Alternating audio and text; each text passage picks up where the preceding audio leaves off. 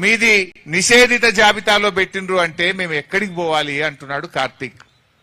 ఇది ఒక కార్తీక్ సమస్య కాదు, హైదరాబాద్ లోని లక్షలాది కుటుంబాల సమస్య.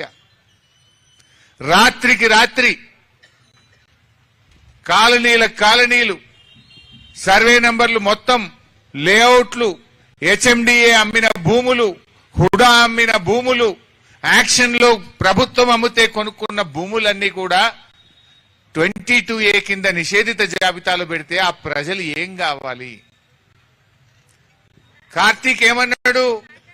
సబ్ రిజిస్ట్రార్ దగ్గరికి పోతే ఎంఆర్ఓ దగ్గరికి పోమంటుండు, ఎంఆర్ఓ దగ్గరికి పోతే ఆర్డీఓ గారి దగ్గరికి పో అంటుండు, ఆర్డీఓ దగ్గరికి పోతే కలెక్టర్ గారి దగ్గరికి పో అంటుండు, కలెక్టర్ గారిని కలిస్తే ఇది యుఎల్సి సమస్య, యుఎల్సి ఆఫీస్ కు పో అంటున్నారు. అంటే ప్రజలు ఎందుకు తిరగాలి? మీరు చేసిన తప్పులకు శిక్ష ప్రజలకెందుకు అని ఈరోజు బీఆర్ఎస్ పార్టీ ప్రశ్నిస్తా ఉంది. తప్పు మీది, ప్రజలకెందుకు శిక్ష? ఎందుకు పెట్టినారు ఈ భూములు? ఎవరు పెట్టమన్నారు? 2008లో ఆనాటి కాంగ్రెస్ ప్రభుత్వం యుఎల్సి రద్దు చేసింది. యుఎల్సి రద్దయిన తర్వాత ఆ భూములన్నీ పట్టా భూములుగా మారినాయి, లేఅవుట్లు అయినాయి, ప్రజలు ఇల్లు కట్టుకున్నారు, అపార్ట్మెంట్లు కొనుక్కున్నారు, ప్రజలు అక్కడ నివసిస్తున్నారు. 20 ఏళ్ల నుంచి లేని సమస్య రాత్రికి రాత్రే మీకు ఎందుకు ఆ బుద్ధి పుట్టింది? ఆ యుఎల్సిలో పరిష్కారమైన భూములన్నీ కూడా ఎందుకు నిషేధిత జాబితాలో పెట్టారు అని ఈరోజు మేము అడుగుతా ఉన్నాం. ఒక రంగారెడ్డి జిల్లాలో 7500 జీవోలు, యుఎల్సి కింద ఎగ్జంప్షన్ పొందినటువంటి 7500 జీవోలు ఆ రోజు ఎగ్జంప్షన్ వస్తే వాటిని మొత్తం నిషేధిత జాబితాలో పెట్టినారు. మన మేడ్చల్ జిల్లాలో యుఎల్సి కింద ఎగ్జామ్ చేసిన 6000 జీవోలు, వాటన్నిటినీ నిషేధిత జాబితాలో పెట్టినారు. అదేవిధంగా హెచ్ఎండిఏ యాక్షన్ ల్యాండ్స్, హుడా అమ్మిన భూములు, వాటిని నిషేధిత జాబితాలో పెట్టినారు. అంటే ఇవాళ పొంగులేటి శ్రీనివాసరెడ్డి ఈ హైదరాబాద్ మొత్తం నా చేతుల్లోకి రావాలి, ఈ రంగారెడ్డి జిల్లా, మేడ్చల్ జిల్లా నా చేతుల్లోకి రావాలని అధికారులకు చెప్పి రాత్రికి రాత్రి ఇవన్నీ నిషేధిత జాబితాలో పెట్టినారు. ఇలా పరిస్థితి ఏంటంటే పాపం ప్రజలకు తెలియదు. ఇలా మీ భూమి, మీ ఇల్లు, మీ అపార్ట్మెంటు నిషేధిత జాబితాలో చేరిందనే విషయం ప్రజలకు తెలియదు. ఎప్పుడు తెలుస్తున్నది? ఇందాక కార్తీక్ చెప్పిండు, అది అమ్ముదామని రిజిస్ట్రేషన్ ఆఫీస్కి పోతే ఛాలెంజ్ కట్టినాక లేలే ఇది నిషేధిత జాబితాలో ఉంది అంటే అప్పుడు నెత్తికి చేతులు పెట్టుకోవాల్సిన పరిస్థితి. అంటే పాపం ప్రజలకు వాళ్ళ ఆస్తి వాళ్ళకు కాకుండా పోయింది. మీ ఆస్తి ప్రభుత్వ భూమిగా డిక్లేర్ చేసిండ్రు, మీ ఆస్తిని నిషేధిత జాబితాలో పెట్టిండ్రు, మీ అపార్ట్మెంట్లను ఉంటున్నావు గానీ అపార్ట్మెంట్ ఇలా నీ పేరు మీద లేదనే విషయం ప్రజలకు తెలియకుండా పోయింది. ఒకటి కాదు, రెండు కాదు, లక్షలాది ఆస్తులు పెట్టినారు, లక్షలాది అపార్ట్మెంట్లు, లక్షలాది ఇండ్లు, లక్షలాది ప్లాట్లను నిషేధిత జాబితాలో పెట్టి రాత్రికి రాత్రి ప్రజల్ని ఆగం చేసిండ్రు. నిన్న ఒక ఆయన అశోక్ రెడ్డి గారు తిలక్ నగర్ లో ఉంటాడు, నల్లకుంట ప్రాంతంలో. రాత్రి నాకు ఫోన్ చేసిండు, అశోక్ రెడ్డి, తిలక్ నగర్. ఆయన అశోక్ రెడ్డి గారు ఆదివారం, నిన్న, ఇవాళ సోమవారం కదా, మంగళవారం, మొన్న ఆదివారం నాడు అమెరికా పోవాల్సి ఉండే, శనివారం 15 ఆగస్టు, శుక్రవారం నాడు రిజిస్ట్రేషన్ పెట్టుకున్నాడు. ఆయనకు 450 గజాల్లో తిలక్ నగర్ లో ఇల్లు ఉన్నది. అది వాళ్ళ తాత తండ్రి నుంచి ఆయనకు వచ్చిన ఇల్లు. సో ఆయన అమెరికాలో ఉంటున్నాడు.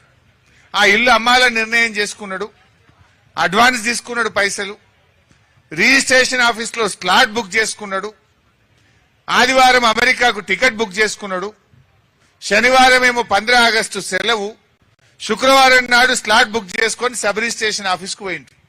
డాక్యుమెంట్లు, కాగితాలు తీసుకున్నాడు. కొనటాయన అమ్మటాయన ఇద్దరు కలిసిపోయింది. స్లాట్ బుక్ అయింది, అంత ఎక్కించిండ్రు.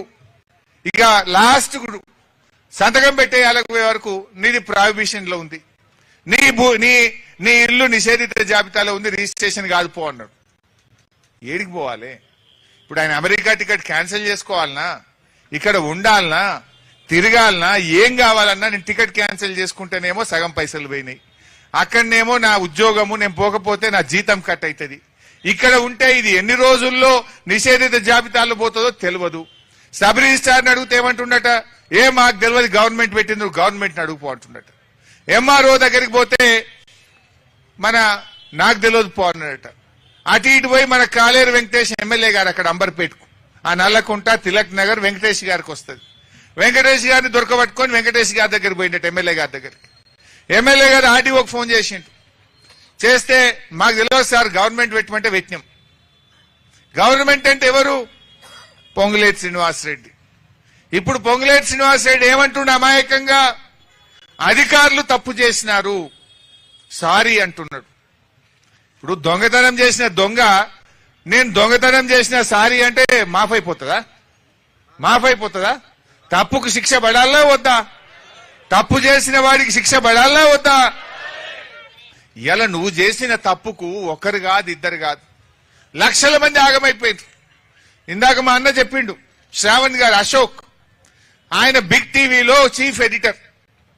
ఆయన భార్య బంగారం కుదబెట్టి 9% మిత్తికి తెచ్చి ఆయన దాచుకున్న పైసలు, అన్ని పైసలతోని 40 లక్షలు కట్టి అపార్ట్మెంట్ కొనుక్కుంటే రిజిస్ట్రేషన్ ఆఫీస్కి పోగానే ఇది నిషేధిత జాబితాలో ఉందంటాడు. ఇప్పుడు పైసలు వాపసు రావు, ఇల్లు కిరాయి కట్టుకోవాలి, బంగారం మీద మిత్తి పెరుగుతున్నది, బ్యాంకులో తెచ్చిన అప్పుకు మిత్తి పెరుగుతున్నది. ఇప్పుడు ఆయన ఏమనుకున్నాడు, ఇల్లు కొనుక్కొని అనలేకపోతే కిరాయి తప్పుతుంది, కిరాయికి బదులు నేను బ్యాంకులో ఇన్స్టాల్మెంట్ కట్టుకుంటా అన్నాడు. ఇప్పుడు ఇన్స్టాల్మెంట్ తప్పలేదు, ఇల్లు రాలేదు, కిరాయి తప్పలేదు. నా పరిస్థితి ఏంది అని ఒక జర్నలిస్టే సోషల్ మీడియాలో పోస్ట్ చేసుకున్న పరిస్థితి. ఇది ఒక అశోక్ పరిస్థితో, ఒక కార్తీక్ పరిస్థితో కాదు, లక్షల మంది ఇలా హైదరాబాద్ లో ఆగమైపోయింది. ఆ రోజేమో ధరణి తెస్తే పెద్ద పెద్ద మాటలు మాట్లాడిండ్రు, నిషేధిత భూములు తీసేస్తామన్నారు. తీసింది లేదు కానీ లక్షల మంది ఇండ్లు, లక్షల ప్లాట్లు, లక్షల అపార్ట్మెంట్లను ఇలా నిషేధిత జాబితాలో పెట్టి పేద ప్రజల ఉసురు పోసుకుంటున్నారు. ఏమంటున్నారట, భూములు తీసేయండి, మా కాలనీని తీసేయండి అంటే ఉత్తగానే తీస్తామా? 30%. ఇది 30% గవర్నమెంట్. ఏ పని కావాలన్నా, ఒక భూమిని నిషేధిత జాబితాలో తీయాలన్నా, ఒక భూమికి సంబంధించిన సమస్య పరిష్కారం కావాలన్నా 30% ఇవ్వాలన్నట. పైగా డెవలప్మెంట్ కూడా వాళ్ళకే ఇవ్వాలన్నట. ఒకవేళ అది మంచి ప్రైమ్ లొకాలిటీలను, మంచి జాగలో, మంచి ఏరియాలో ఉంటే 30% ఇవ్వాలి, డెవలప్మెంట్ కూడా మాకే ఇవ్వాలంటున్నారట. ఇది ఈ రాష్ట్రంలో జరుగుతున్నది. అంటే ఇష్ట రాజ్యంగా దోపిడీ చేస్తా ఉన్నారు. నేను ఒకటి అడుగుతున్నా పొంగులేటి గారిని నిన్న సారీ మా అధికారులు తప్పు చేసిండ్రు అంటుండ్రు. అసలు పెట్టిందెవడు? ఈ భూములను నిషేధిత జాబితాలో పెట్టమని చెప్పిందెవడో తేలాల్సినటువంటి అవసరం ఉంది. అంటే నీ ఇష్టం వచ్చినప్పుడు పెడతావు, ప్రజలు తిరగబడితే తీసేస్తా అంటవా? అసలు ఈ ట్రామాకు, ఈ ఇబ్బందులకు, ప్రజల ఈ కష్టానికి బాధ్యుడెవడో తేలాలనా వద్దా? ఇప్పుడు నువ్వు అధికారులు అని అధికారుల పేరు చెప్పి తప్పించుకుంటావా? నువ్వే కదా పెట్టుబడినది. ఇప్పుడు కుక్క తోకని ఆడిస్తుందా, తోక కుక్కని ఆడిస్తుందా? పొంగిలేటి చెప్తేనే అధికారులు పెట్టినారు, నువ్వు చెప్తేనే అధికారులు పెట్టినారు. ఒకవేళ అధికారులే తప్పైతే ఏ అధికారి చెప్పిండో తేల్చు, ఆ అధికారి మీద చర్యలు తీసుకో. లేదు, ఇది నువ్వే చెప్తే నైతిక బాధ్యత వహించి పొంగిలేటి గారు రాజీనామా చేయాలని చెప్పి నేను డిమాండ్ చేస్తా ఉన్నా. ఇలా ఎందుకంటే ఒకరి సమస్య, ఇద్దరి సమస్య కాదు, రాష్ట్రంలో లక్షలాది మంది ప్రజల సమస్య. ప్రజలు ఎన్ని ఇబ్బందులు ఎదుర్కొంటున్నారు. ఆ ప్రజలు ఇలా బ్యాంకులలో అప్పులు తెచ్చి వడ్డీలు కట్టలేక, భూములు ఆఫీసుల చుట్టూ తిరగలేక, లంచాలు ఇవ్వలేక, విదేశీ పర్యటనలు పోలేక, పిల్లల పెళ్లిళ్ళు ఆగిపోయి దవాఖానకు, ఆసుపత్రి ఖర్చుల కోసమో చిన్న ప్లాట్ అమ్ముకుందామంటే అమ్ముకోలేక ఆ ప్రాణాలు పోతున్న వారి పరిస్థితి ఏంది? పిల్లల పెళ్లిళ్ళు ఆగమైతున్న వాళ్ళ పరిస్థితి ఏంది? విదేశాల్లో ఉన్న వాళ్ళ పరిస్థితి ఏంది? నిద్రలేని రాత్రులు గడుపుతున్న ఆ ప్రజల పరిస్థితి ఏంది? దానికి సమాధానం చెప్పాలి కదా. ఇవాళ ఎట్లా తయారైపోయిందంటే ఏదన్నంటే అధికారుల మీద నెట్టేస్తున్నారు. కళ్యాణ లక్ష్మి పథకం ఆనాడు కేసీఆర్ గారు పేదింటి ఆడపిల్ల పెళ్లికి 1,116 రూపాయలు ఇచ్చే పథకం తెచ్చిండు. బిడ్డ కాన్పుకు పోతే కేసీఆర్ కిట్ అనే పథకం తెచ్చిండు. ఇలా ఆ పథకాన్ని ఆగం చేస్తున్నారు. మొన్న హైకోర్టులో ఎవరో కేసేస్తే హైకోర్టు నెల రోజులు టైం ఇచ్చింది గవర్నమెంట్ కు. కళ్యాణ లక్ష్మి పథకం మీద మీ ప్రభుత్వం యొక్క ఆలోచన ఏందో చెప్పండి అని అడిగింది. నెల రోజులు టైం ఇచ్చిన ప్రభుత్వం కౌంటర్ వేయకపోతే ఇవాళ కళ్యాణ లక్ష్మి పథకం ఆగిపోయింది. స్టే వచ్చింది. ఒకటా రెండా? ఆనాడు కేసీఆర్ గారు 14,50,000 పేదింటి ఆడపిల్లల పెళ్లిళ్లు చేసినాడు. 14,50,000 పెళ్లిళ్లకు కేసీఆర్ గారు సాయం చేసినారు. అంత మంచి పథకం ఇవాళ కాంగ్రెస్ వాళ్ళు ఆగం చేసిండ్రు. ఆ రోజు ఎలక్షన్ల ముందు ఏం చెప్పిండ్రు? తులం బంగారం ఇస్తాం. కేసీఆర్ 1,00,000 ఇచ్చిండు, మేం తులం కల్పిస్తాం, 1,00,000+ తులం బంగారం అన్నారు. తులం దేవుడెరుగు ఉన్న 1,00,000 కేసరి పెట్టిండ్రు. ఉన్న 1,00,000 ఆగం పట్టిండ్రు. ఇంత కళ్యాణ లక్ష్మి ఆగిపోయే పరిస్థితి వచ్చింది. కేసీఆర్ కిట్ అయితే బంద్ అయిపోయింది. ఇంత కళ్యాణ లక్ష్మిని కూడా ఆగం చేస్తారట. ఇది ఒక పథకం ప్రకారంగా జరుగుతున్న కుట్ర.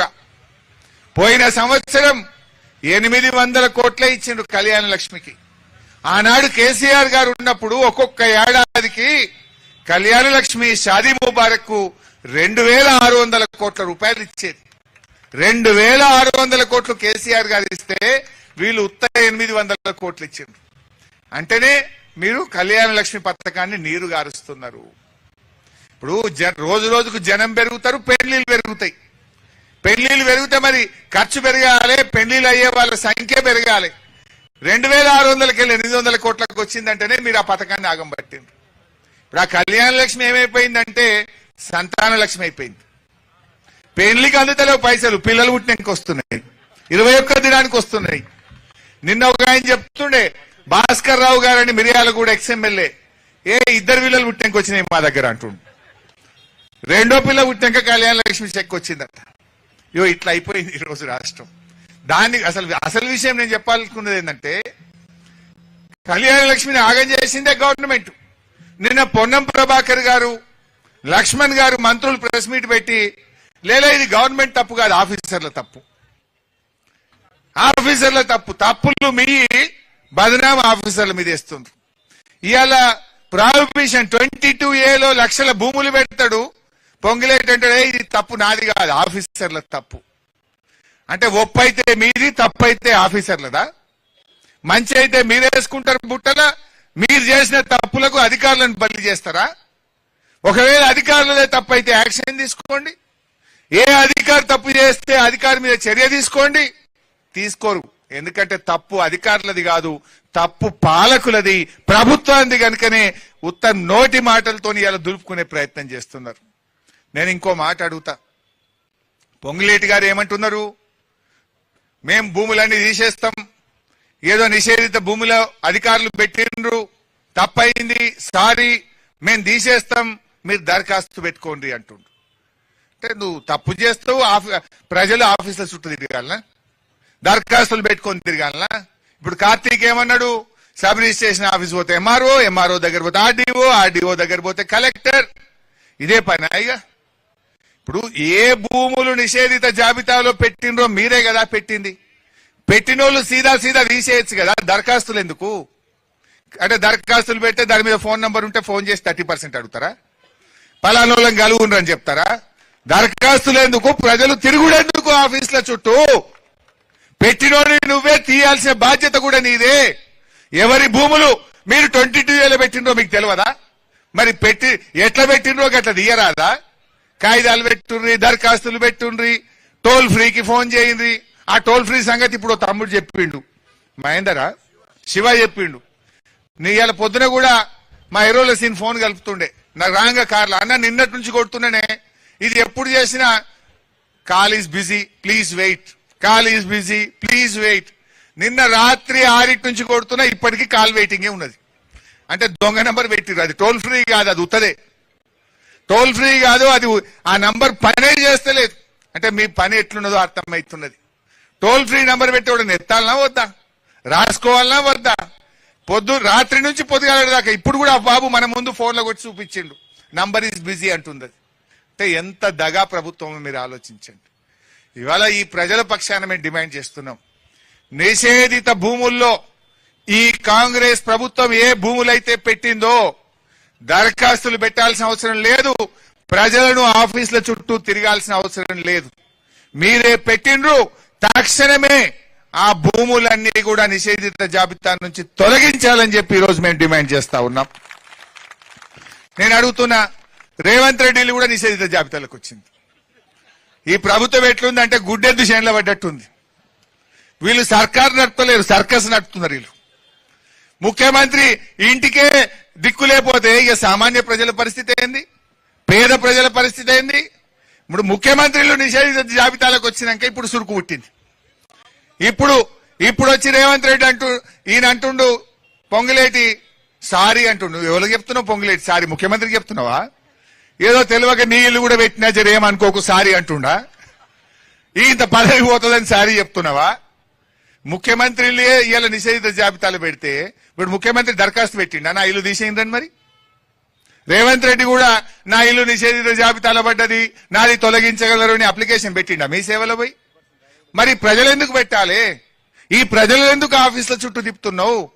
చేసిన తప్పు నీది, తప్పును సరిదిద్దాల్సిన బాధ్యత కూడా నీదే. ప్రజలను ఇబ్బంది పెట్టద్దు. ఏవైతే అన్యాయంగా అక్రమంగా పేద మధ్యతరగతి ప్రజల భూములను మీరు నిషేధిత జాబితాలో పెట్టినారో వెంటనే వాటిని తొలగించాలి. లేదంటే పెద్ద ఎత్తున బీఆర్ఎస్ ప్రజా ఉద్యమానికి శ్రీకారం చుడుతుంది. జాగ్రత్త అని హెచ్చరిస్తా ఉన్నా. పొంగులేటి, నీకు నైతిక విలువలుంటే తక్షణమే నైతిక బాధ్యత వహించి మంత్రిగా, రెవెన్యూ మంత్రిగా తప్పుకోవాలని చెప్పి ఈరోజు బీఆర్ఎస్ పార్టీ డిమాండ్ చేస్తా ఉంది. ఏంది భూదాహము? ఏంది ఇలా రాష్ట్రంలో కోడై కూస్తున్నారు 30% గవర్నమెంట్ అని? ఎన్ని డెవలప్మెంట్లకు తీసుకున్నారు మీరు?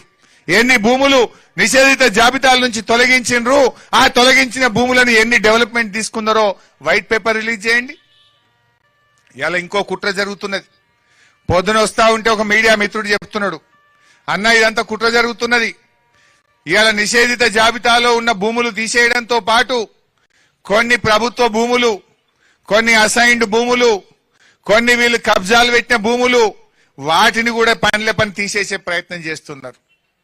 అదేంటి 14 CS14 ల్యాండ్లు, ఇంకా కొన్ని విలువైన భూములను కూడా ఇప్పుడు అన్ని తీసేస్తున్నామనే పేరు మీద వీళ్ళు కబ్జాలు పెట్టి అగ్రిమెంట్లు చేసుకున్న విలువైన భూములను కూడా తీసేసే పెద్ద కుట్ర జరుగుతుంది అని చెప్పి ఇవాళ ఒక జర్నలిస్ట్ సోదరుడు చెప్తా ఉన్నాడు. నేను అందుకే ఈరోజు ప్రభుత్వాన్ని డిమాండ్ చేస్తున్నా, అసలు కాంగ్రెస్ ప్రభుత్వం వచ్చినాక నిషేధిత భూముల జాబితాలో పెట్టిన లిస్ట్ ఏందో ప్రజల ముందు పెట్టండి. తొలగించిన లిస్ట్ ఏందో ప్రజల ముందు పబ్లిక్ డొమైన్ లో పెట్టాలి. ప్రజలందరూ చూసే విధంగా పబ్లిక్ డొమైన్ లో పెట్టండి. మీరు పెట్టిన ఏంది, తీసిన ఏంది, ఎందుకు పెట్టిండ్రు, ఎందుకు తీసేసిండ్రు, ఎప్పుడు పెట్టిండ్రు, ఎప్పుడు తీసేసిండ్రో ఇది పబ్లిక్ డొమైన్ లో పెట్టాలి. వైట్ పేపర్ రిలీజ్ చేయాలని చెప్పి డిమాండ్ చేస్తా ఉన్నాం. అట్లయితే పారదర్శకత ఉంటుంది. ఇలా ఈ 22A తొలగింపులో కూడా పారదర్శకత ఉండాలి. న్యాయబద్ధంగా పట్టా భూములు, పేద మధ్యతరగతి ప్రజల భూములు ఎవరి అయితే దుర్మార్గంగా అన్యాయంగా పెట్టినరో అవి మాత్రమే తక్షణమే తొలగించాలి. దరఖాస్తులు పెట్టాల్సిన అవసరం లేకుండా, ఆఫీసుల చుట్టూ తిరగాల్సిన అవసరం లేకుండా పెట్టింది మీరు తక్షణమే తొలగించాల్సినటువంటి బాధ్యత కూడా మీదే.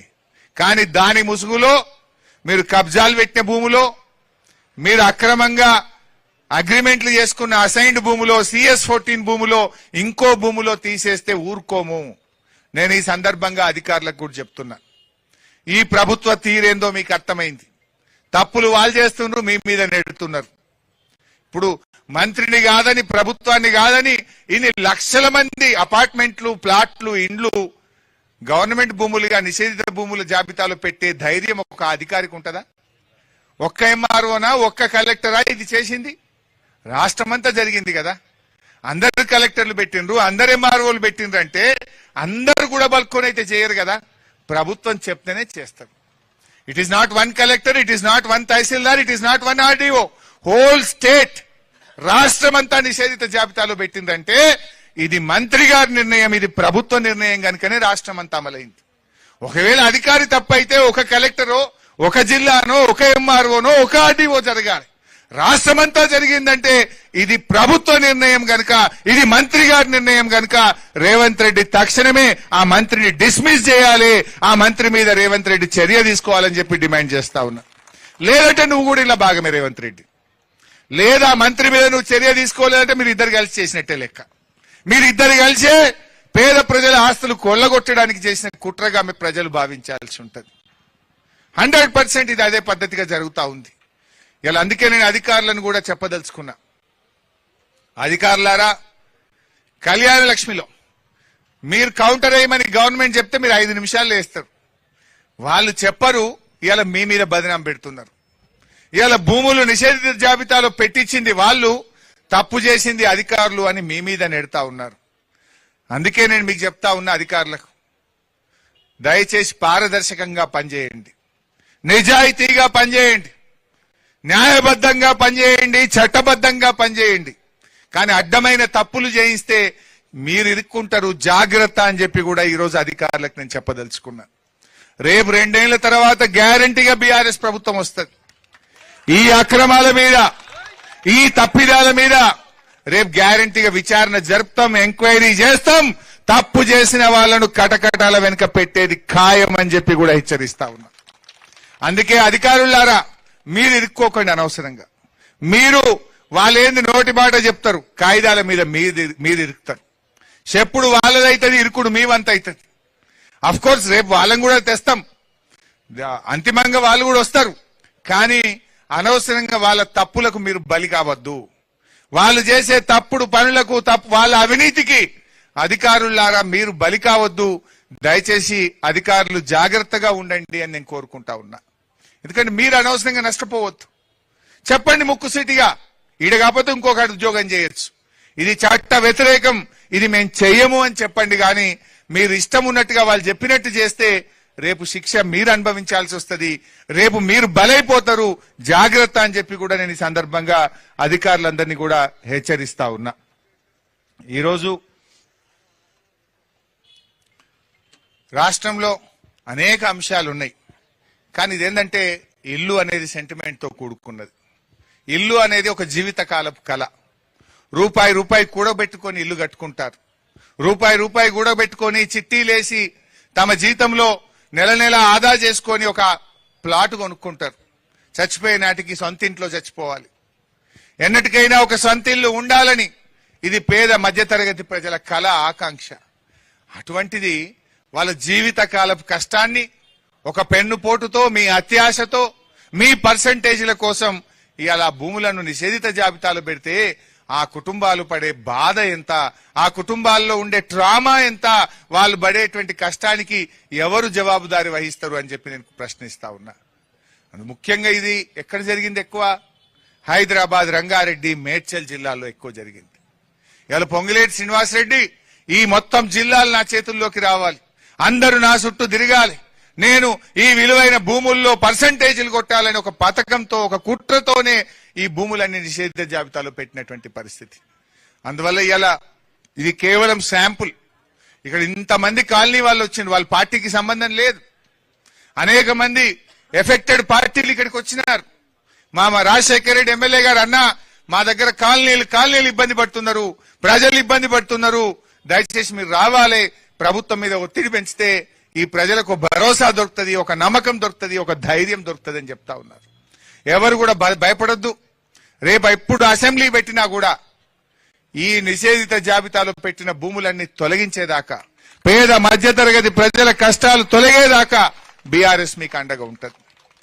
అరే మొత్తం సరూర్ నగర్ పెట్టేసిందట, కూకట్పల్లి ఏరియా పెట్టేసిందట, బంజారా హిల్స్ పెట్టేసిండ్రు, జూబ్లీ హిల్స్ పెట్టేసిండ్రు, అంబర్పేట్ పెట్టేసిండ్రు, ఎక్కడ ఉప్పల్ ఏరియాలో పెట్టేసిండ్రు. ఈ ఏరియా ఆ ఏరియా లేదు, ఏది పట్టది పిచ్చోని చేతులెక్క రాయిపోయింది.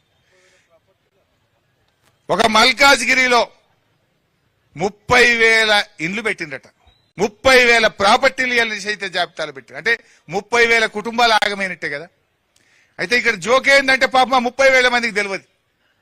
ఎవరైనా అమ్ముతేనో, ఎవరైనా భూమిని బ్యాంకులో కుదబెట్టడానికి పోతేనే వాళ్ళకి తెలుస్తుంది వాళ్ళ భూమి వాళ్ళది కాకుండా అయిపోయింది, ఇది నిషేధిత జాబితాలో పెట్టిండ్రని. పాపం వాళ్ళు భరోసాతో ఉన్నారు. రిజిస్ట్రేషన్ చేసుకున్నా, ఫీజు కట్టిన గవర్నమెంట్ కు, నా దగ్గర లింక్ డాక్యుమెంట్ ఉంది, ఇది నాదే అనుకుంటున్నారు. కానీ ఈ గవర్నమెంట్ దాన్ని మీ భూమిని మీకు కాకుండా చేసింది, మీ ప్లాట్ మీకు కాకుండా చేసింది, మీ అపార్ట్మెంట్ నీది కాకుండా రాసేసుకున్నారు. అందుకే ఈ ప్రభుత్వానికి కూడా మనం చెప్పాల్సింది ఒకటే, మిస్టర్ రేవంత్ రెడ్డి, ప్రజల ఆస్తులపై నీ ఇష్టమున్నట్టు పెత్తనం చేస్తే ఈ ప్రజలందరూ కలిసి నీ ప్రభుత్వాన్ని పాతర పెడతారు, జాగ్రత్త అని చెప్పి నేను హెచ్చరిస్తా ఉన్నా. సో మిత్రులారా, డెఫినెట్ గా బీఆర్ఎస్ మీ వెనుక ఉన్నా. గవర్నమెంట్ పెట్టిన టోల్ ఫ్రీ నంబర్ పనిచేస్తలేదు, కానీ మీకు జనతా గ్యారేజ్ తలుపులు తెరిచే ఉంటాయి. జనతా గ్యారేజ్ అంటే మీకు తెలుసు, తెలంగాణ భవన్ మూసీలో పేదల ఇండ్లు కూలగొడుతుంటే మూసీ ప్రాంత ప్రజలు జనతా గ్యారేజ్ తలుపులు దోసుకొని వచ్చిండ్రు. బీఆర్ఎస్ వాళ్ళకి అండగా ఉన్నది, వాళ్ళని కాపాడుకున్నది. నేను ఈ మల్కాజ్గిరి నుంచి కూడా రంగారెడ్డి, మేడ్చల్, హైదరాబాద్ రాష్ట్ర ప్రజలకు నేను భరోసా ఇస్తా ఉన్నా, అధైర్యపడకండి, మీకోసం జనతా గ్యారేజ్ తలుపులు తెరిచే ఉన్నాయి. ఎవరైనా రావచ్చు. ఎవరికి ఇబ్బంది కలిగినా, ఎవడు మిమ్మల్ని పర్సెంటేజ్ అడిగినా, ఎవడు మిమ్మల్ని భయపెట్టినా, మీ ప్లాట్ ఎవడు కబ్జా పెట్టినా జనతా గ్యారేజ్ మీకోసం రెడీగా ఉన్నది. రండి, మీకు అండగా బీఆర్ఎస్ పార్టీ ఉంటుంది. మిమ్మల్ని మేము కాపాడుకుంటాం. మిమ్మల్ని కాపాడుకునే బాధ్యత బీఆర్ఎస్ పార్టీది. కేసీఆర్ గారు పోరాడి తెలంగాణ తెచ్చిండు. తెలంగాణ ప్రజల కోసం, ఈ రాష్ట్రం కోసం తన ప్రాణాన్ని ఫలంగా పెట్టిన నాయకుడు కేసీఆర్.